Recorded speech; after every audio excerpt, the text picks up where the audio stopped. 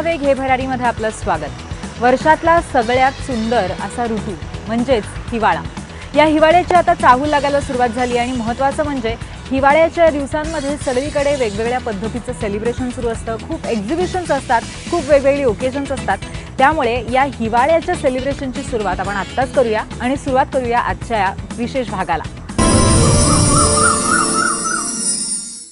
Casual dressing, formal dressing, date night dressing, occasional dressing किंवा festival dressing. ड्रेसिंगचे खूप वेगवेगळे प्रकार आपल्याला माहिती आहेत, पण त्यातलाच एक अतिशय वेगळा प्रकार म्हणजे पॉवर ड्रेसिंग। जर एखाद्या ठिकाणी तुम्हाला तुमचं वर्चस्व दाखवायचं असेल किंवा कॉर्पोरेट हायरार्कीमध्ये तुमचं वर्चस्व तुम्हाला अधोरेखित करायचं असेल तर त्यासाठी तुमचा ड्रेसिंग सेन्स सुद्धा तुम्हाला खूप वेगळ्या पद्धतीने मदत करू शकतो। नक्की आपल्या व्यक्तिमत्वाच्या माध्यमातून किंवा ड्रेसिंगच्या माध्यमातून हे वर्चस्व कसं प्रस्थापित करता येऊ शकतं याबद्दल आपण माहिती घेऊया।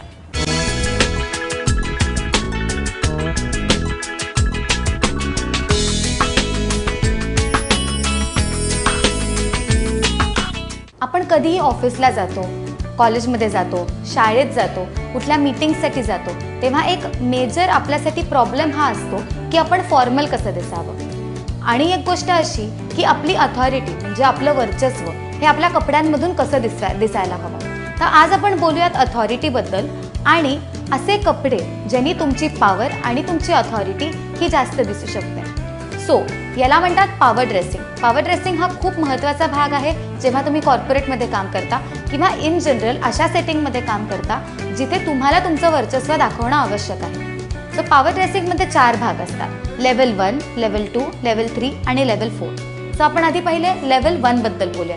लेवल 1 म्हणजे असे कपडे ज्यांच्यात काहीच अथॉरिटी नसते। आता फॉर एक्झाम्पल मी जो ड्रेस घातलेला आहे, माझ्या टॉपला काहीही वेगळं एलिमेंट नाही आहे, हा एक साधा टॉप आहे जो खूप सिंपल लोक घालतात, कॉलेजच्या मुली पण घालत असतील। हा लेवल 1 आउटफिट आहे। लेवल 2 आउटफिट ज्याच्यामध्ये तुमच्या शर्टला कॉलर असते। आता ह्याच्यात फॅब्रिकचं काहीही घेणं देणं नाही, रंगाचं काहीही घेणं देणं नाही, फक्त तुमच्या शर्टला किंवा ड्रेसला कॉलर आहे, याने तुमचा आउटफिटचा लेवल होतो लेवल 2। आता आपण वळूयात लेवल 3 कडे। लेवल 3 आणि लेवल 4 हे पॉवर ड्रेसिंगचे खूप महत्त्वाचे घटक आहेत। लेवल 3 मध्ये असं असतं की तुम्ही जो पण ड्रेस घातलेला आहे त्याच्यावर एक तिसरी लेयर येते, म्हणजे तुम्ही एक वेगळं जॅकेट घालता। त्या जॅकेटचा अर्थ ब्लेझर असू शकतो, वेस्ट असू शकतो, कुठल्याही प्रकारची तिसरी लेयर तुमच्या ड्रेसवर असते। आता जेव्हा तुम्ही हे ब्लेझर किंवा जॅकेट घालता तेव्हा तुमच्या आतल्या शर्टला किंवा टॉपला कॉलर असायची गरज नाहीये। ते तुम्ही जेव्हा तिसरी लेयर, तिसरं ब्लेझर किंवा जॅकेट घालता तुमचा ड्रेस ऑटोमॅटिकली लेवल 3 ला पोहोचतो। आता इथे तुमच्या ट्राउझर किंवा स्कर्टचं कापड आणि तुमच्या ब्लेझरचं कापड हे सेम असणं आवश्यक नाहीये, त्याला लेवल 3 म्हणतात। जेव्हा आपण लेवल 4 वर जातो तेव्हा स्कर्ट किंवा ट्राउझरचं कापड आणि तुमच्या सूटचं कापड हे सेम असायला पाहिजे। एका थाळीतले कपडे म्हणजे त्या एकाच कपड्यातनं जेव्हा तुमचं सूट आणि ट्राउझर बनतं तेव्हा ते लेवल 4 होतं। लेवल 3 आणि लेवल 4 हे फक्त वेगवेगळ्या पोझिशनसाठी असतात। लेवल 3 हे टॉप CEOs नाही घालणार, टॉप मॅनेजमेंटचे लोक नाही घालणार, पण लेवल 3चे जे कपडे आहेत ते जनरल लोक सुद्धा रेग्युलरली तुमच्या ऑफिसच्या वातावरणात तुमची अथॉरिटी मोठी दाखवण्यासाठी वापरू शकता। आता बरेचदा असं मला विचारलं जातं की जी तिसरी लेयर आहे म्हणजे जे ब्लेझर आणि जॅकेट आहे ते प्रत्येक वेळेला सूट सारखंच असायला हवं का? तर ते ॲक्च्युली तसं नाही आहे। आता माझ्याकडे जो एक वेस्ट आहे, मी जेव्हा हा वेस्ट घालते तर हा वेस्ट सुद्धा तुम्हाला फॉर्मल लुकच देणार आहे।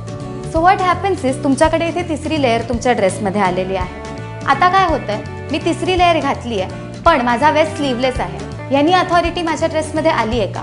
तर हो, तुमच्या कपड्यामध्ये तिसरी लेयर आली की ती अथॉरिटी येते। मग ते स्लीवलेस असो, ते श्रग जरी असलं, बेसिक श्रग जरी तुम्ही तुमच्या शर्टवर घातलं तरी बाकीच्या टी शर्ट्सपेक्षा तुमचा ड्रेस हा जास्त अथॉरिटेटिव्ह वाटतो। असं नाही आहे की ह्या गोष्टी तुम्ही फक्त फॉर्मल्समध्ये वापरू शकता, हे तुम्ही बेसिक कपड्यांवरही वापरू शकता। डेनिमची जीन्स असेल, तुमचं एखादा टी शर्ट असेल आणि त्यावर जर तुम्ही एखादं स्लीवलेस श्रग किंवा डेनिमचं जॅकेट पेअर केलं तर ते नॉर्मल जीन्स आणि टॉपपेक्षा खूप जास्त अथॉरिटेटिव्ह दिसेल। हे फक्त कॉर्पोरेट्समध्ये नाही तर कॉलेजमधल्या मुलींसाठी सुद्धा खूप इम्पॉर्टंट आहे। फॉर्मल ड्रेसिंग आणि पॉवर ड्रेसिंगबद्दल आज आपण बोललो आहोत। हे झालं आपलं वेस्टर्न लुकबद्दल। आपल्याला पॉवर ड्रेसिंग हे इंडियन लुकमध्ये सुद्धा करता येतं। सो द नेक्स्ट टाईम पुढच्या एपिसोडमध्ये आपण बघणार आहोत की पॉवर ड्रेसिंग इंडियन कपड्यांमध्ये म्हणजे पंजाबी ड्रेस आणि साडी ह्या प्रकारे आपण कसं अचीव्ह करू शकतो ते.